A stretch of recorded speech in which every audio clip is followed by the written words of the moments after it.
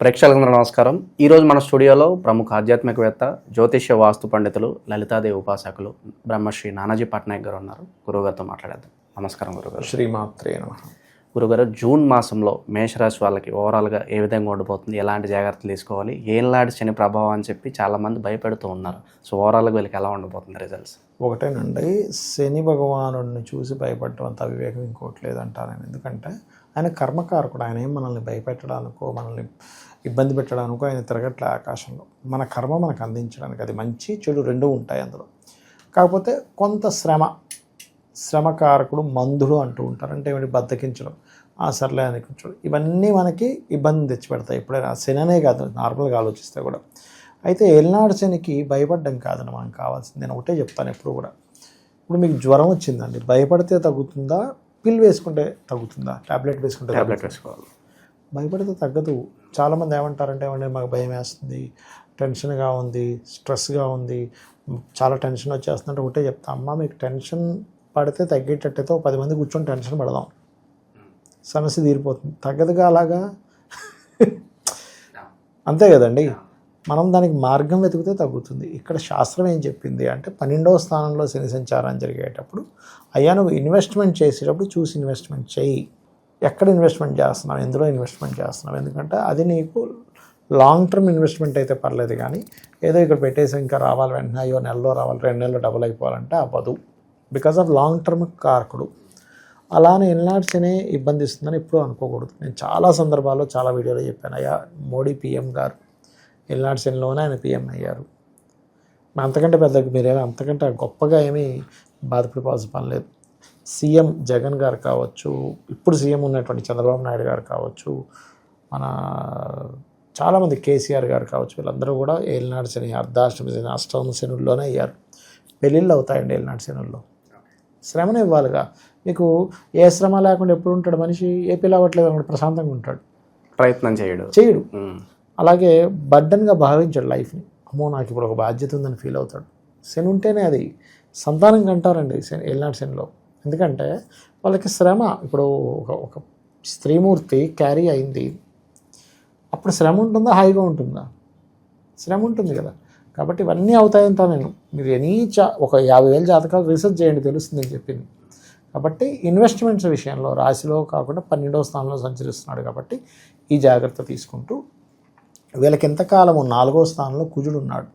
ఈ వారం తర్వాత అంటే జూన్ 1st వీక్ తర్వాత వెళ్ళిపోతే కొంచెం ఏదైతే వీళ్ళకి కొంచెం మానసికంగా కానివ్వండి, తల్లిగారితో ఉండే కొన్ని గొడవలు లేదా భూ సంబంధించిన వివాదాలు కానీ ఇవి కొంచెం తగ్గుతాయి. కాకపోతే వీళ్ళు 5వ స్థానంలో కేతువుతో కలుస్తున్నాడు ఈ కుజుడెలి మళ్ళీ. సో వీళ్ళు ఎట్టి పరిస్థితుల్లో రాబోయే 2 నెలలు కూడా, అంటే జూన్ 1 కాకుండా జూలై మాసంలో కూడా షేర్ మార్కెట్ జోలికి వెళ్ళొద్దు. ఎందుకంటే ఆలోచన స్థానంలోకి వెళ్తుంది. మన ఆలోచన పంచమంలో ఉంటుందండి. ఎప్పుడైతే మనం ఇరుక్కుపోయే ఆలోచనలు చేస్తాం తెలియక, అక్కడ పెట్టాం అబ్బా స్ట్రక్ అయిపోయిందండి, షేర్ మార్కెట్లో పెట్టామంటూ ఉంటారు. అందుకని పొరపాటును కూడా షేర్ మార్కెట్ చేయొద్దు. కొత్త ఫ్రెండ్స్ని ఎంటర్టైన్ చేయొద్దు. ఎవరో ఫేస్బుక్లో పరిచయం అయ్యారు, ఇంటికి వచ్చేస్తారు. అది మనం చెప్పలేము. చాలా మంచి వ్యక్తి అయి ఉండొచ్చు, ఇబ్బంది పెట్టి అయి ఉండొచ్చు. కాకపోతే కొత్త ఫ్రెండ్స్, ప్రేమ వ్యవహారాలు, ఎవరో ఏదో పరిచయం అయ్యారు, ఎందులో వాళ్ళు చాలా యాప్లు వచ్చేసి అలా వచ్చేటక్కడ ఇరుక్కుపోయిన వాళ్ళని చాలామందిని చూశారు. అయ్యో నేను చాలా అనుకున్నానండి, తెరచూసి ఇంత ముంచేశారు వాళ్ళు అని. స్త్రీలు పురుషులు ఇద్దరు.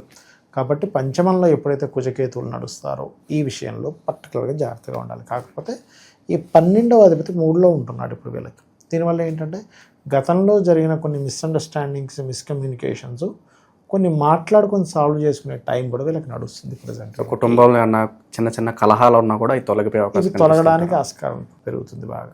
సరైన నిర్ణయాలు మన జీవితంలో తీసుకుంటేనే బెటర్ రిజల్ట్స్ ఉంటాయి. సరైన నిర్ణయం సరైన సమయంలో తీసుకోవాలి.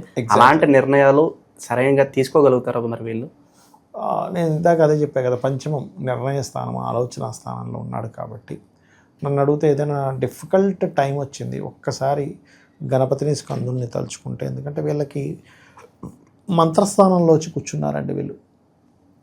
సో మంత్రస్థానంలో ఉన్నప్పుడు ఒక్కసారి గణపతిని స్కందుని తలుచుకున్నట్లయితే ఆ దోషం అనేటువంటిది, అంటే ఎప్పుడైనా మీరు ఒక దేవతని స్మరించారనుకోండి, ఒక్కసారి దేవత అక్కడ వచ్చి కూర్చుంటుంది. మీరు మనస్ఫూర్తిగా చేయగలగాలి.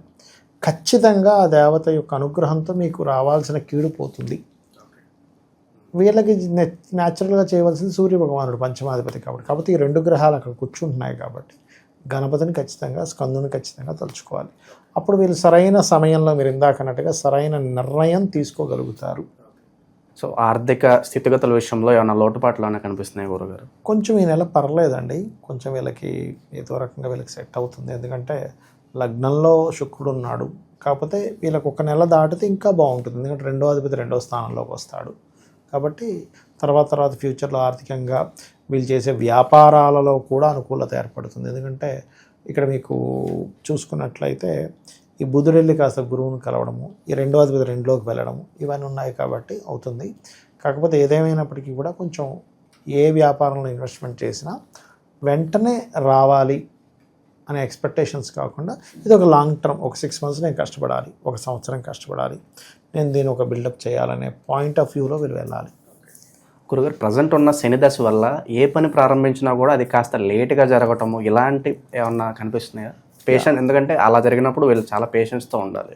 మంచి ప్రశ్న వేశారు. కాబట్టి దీన్ని దశ అన్నారు, శని గోచారం అనాలి. దశ అనేది పర్సనల్ చార్ట్లో చూసుకోవాలి. ఎందుకంటే ఒక్కొక్క దశలు మారుతూ ఉంటాయి.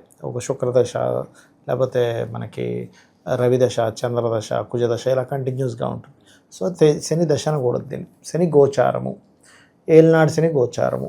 ఏలినాడు శని అయినందుకు ఇందాక నేను చెప్పినట్టుగా ఒకటే ఇన్వెస్ట్మెంట్ చేసేటప్పుడు చూసి ఇన్వెస్ట్మెంట్ చేయగలిగితే, ఎందుకంటేనండి చాలామంది ఇరుక్కుపోయింది ఇక్కడే నేను చాలా కేసెస్ చూస్తుంటా కదా, నా దగ్గర 4 కోట్లు ఉన్నాయని చెప్పి అర్థం కావట్లేదు, ఎవరో పరిచయం మీద టక్కన దానికి పెడతారు. వచ్చే సర్క్యులేషన్లో ఉన్న మనీ కూడా ఆగిపోతుంది. ఈ డబ్బులు తీసుకెళ్ళి అక్కడ పెడతారు. అసలు వాళ్ళకి ఎలా ఉంటుందంటే, అయ్యో డబ్బులు తీసుకెళ్ళి అక్కడెందుకు పెట్టాను, ఈ డబ్బులేమో నా దగ్గర, ఆ డబ్బులు ఉంటే హ్యాపీగా ఉండేవాడిని, ఇది ఎక్కడ గొడవా అని అనుకుంటూ ఉంటారు. కాబట్టి ఇన్వెస్ట్మెంట్ చేసేటప్పుడు జాగ్రత్త పడగలిగితే, ఎందుకంటే ఆలోచన స్థానంలో 2 గ్రహాలు ఉన్నాయి. అది ఆలోచనే కాకుండా సంతాన స్థానంగా కూడా చెప్తారు దాన్ని. కాబట్టి ఏంటంటే వీళ్ళు ఏదైనా సంతానాన్ని కొంచెం దూరంగా పంపించడము ఇట్లాంటివి కూడా జరుగుతాయి. కొంచెం ప్రెగ్నెన్సీ లేడీస్ కూడా ఈ టైంలో కొంత జాగ్రత్తగా ఉండాలండి. ఎవరైనా జీవితంలోకి కొత్త వ్యక్తులు వస్తే వాళ్ళతో ప్రజెంట్ ఉన్న టైం బట్టి వాళ్ళతో ఎలా మెసలుకోవాలి గురుగారు?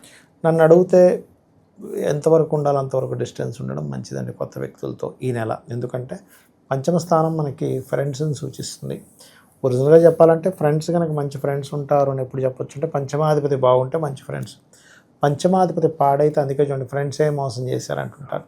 అది కారణం. సో ఫ్రెండ్స్ ద్వారా మోసపోతారో లేదో కూడా మనం తెలుసుకోవచ్చు. మీరు పంచమం కనుక పాడైంది, బాబు నీకు ఫ్రెండ్స్ వల్ల బాగోదు. పంచమం బాగుంది, ఫ్రెండ్సే వాళ్ళకి సపోర్ట్ చేస్తారు. ఫ్రెండ్స్ అనే కాదండి, ఇక్కడ ఎలా ఉంటుందంటే ఒక్కోసారి కొన్ని జాతకాలు తల్లిదండ్రులతో గొడవలు ఉంటాయి. సొంత తల్లే ఇబ్బంది పెడుతూ ఉంటుంది, సొంత తండ్రి ఇబ్బంది పెడతాడు. అదేమిటంటే పూర్వజన్మల్లో ఈ వ్యక్తి వాళ్ళని ఇబ్బంది పెట్టాడు. ఇక్కడ లాజిక్ మన సనాతన ధర్మం ఏం చెప్తుందంటే, నువ్వు చేసిన కర్మే ఆ రూపంలో వచ్చింది, వాళ్ళు ఏమీ శత్రువులుగా కావాలని చేయట్లే. కాకపోతే అది ఒక మాయలా జరుగుతూ ఉంటుంది. అది గురుగారు, ఇక శనికి సంబంధించి ఆ ఇంపాక్ట్ కొంచెం తగ్గాలంటే ఎలాంటి పరిహారాలు చేసుకోవాలి వీళ్ళు కామన్గా? ఒకటేనండి, ఎనీ రాశి వాళ్ళు ఒకటే, మీకు ఏలినాడు శని నడుస్తుందా, అర్ధాష్టమ శని నడుస్తుందా, అష్టమ శని నడుస్తుందా పక్కన పెట్టండి. ఫస్ట్ శనికి సంబంధించింది బద్ధకాన్ని వీడాలని చెప్తుంది శాస్త్రం. మనం పోస్ట్పోన్ చేయడము, సరే రేపు చేద్దాంలే, ఎల్లుండి చేద్దాంలే అనుకున్నామా, మీకు ఫస్ట్ శని నెగిటివ్గా యాక్టివ్ అవుతాడు. కార్మికుల్ని కర్షకుల్ని ఎప్పుడైతే ఇబ్బంది పెట్టామా అది కూడా నెగిటివ్గా యాక్టివ్ అవుతుంది. మన కింద పని చేసేవాళ్ళు కొంతమంది చేసే మిస్టేక్స్ ఏంటంటే, 1వ తేదీ వస్తుంది వాడికి శాలరీ ఇవ్వాలి, ఈరోజు శుక్రవారంగా రేపు తీసుకో అంటాడు. నేనేమంటానంటే, నువ్వు పని చేసిన దానికి ఇవ్వడానికి ఇప్పుడు ఆకలేసిందండి, మానేస్తున్నావు తిండి తిన్నావు, అమ్మ ఇవాళ శుక్రవారం నా డబ్బులు పోతాయి అంటున్నావు, అట్లా హోటల్కి వెళ్ళి నువ్వు బిల్లు కడుతున్నావుగా, అంటే నువ్వు అక్కడ కష్టానికి డబ్బులు ఇస్తున్నావుగా, నీకు పనివాడికి ఇవ్వడానికి ఏంటి నీకు బాధ? కాబట్టి ఇట్లాంటి తప్పిదాలు చేస్తారు.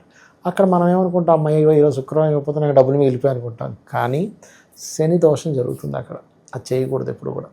ఇంకోటి ఏంటంటే, ముసలి వాళ్ళకి హెల్ప్ చేయాలండి ఎప్పుడు కూడా. శని కార్మికులకి కర్షకులకి ఏజ్డ్ పర్సన్స్కి కారకులు.